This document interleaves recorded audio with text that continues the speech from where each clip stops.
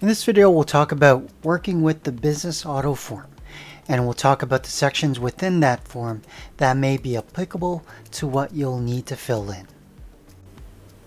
So we talked about the T2125 and the business auto and the section for part 4. Let's take a look at that right now. There's a section where it says motor vehicle expenses not including CCA. See chart A from worksheet. Now this refers to that actual form, business auto. We know that by clicking on the up arrow, right clicking, and it'll show you exactly that that information is coming from the bus auto number 1. We can go to that bus auto form by clicking on here, or we can do a search for bus auto. And now on this particular form, I'm going to mention a few key points here when you're filling out this bus auto form. And that is, you want to make sure that you're allocating the expenses or allocation of expenses to the right business.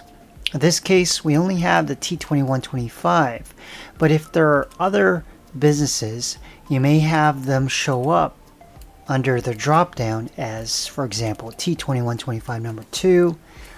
In this case, there's another option here for 2042 number 1.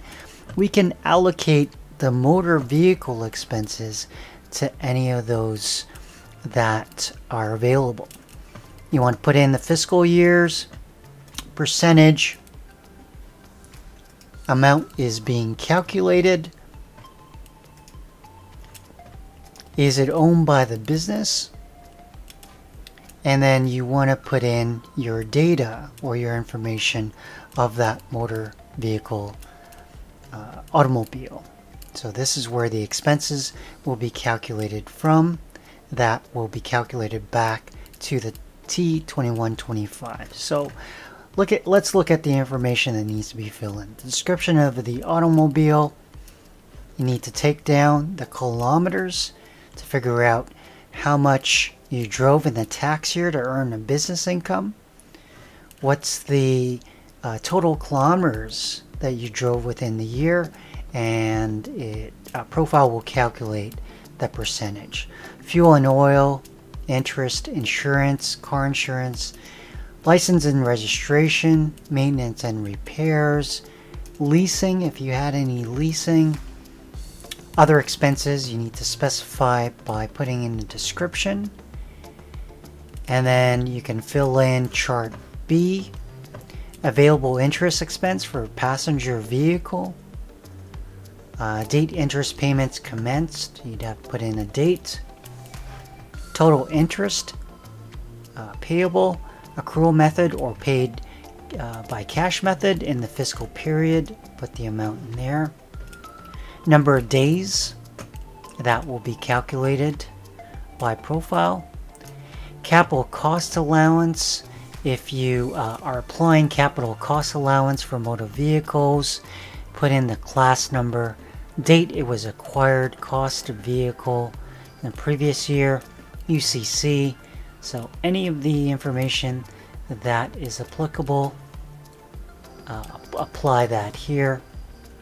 And the blue, of course, as we mentioned before in the other video, is what ProFile will calculate.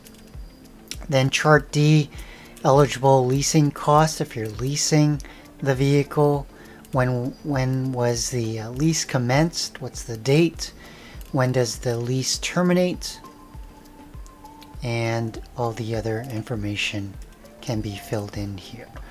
So 1, fill in the appropriate information. That's one of the keys, making sure that you allocate that expense to the proper business and filling in your motor vehicle expenses properly. Okay. And that would be it for the bus auto, and making sure that you fill it in properly.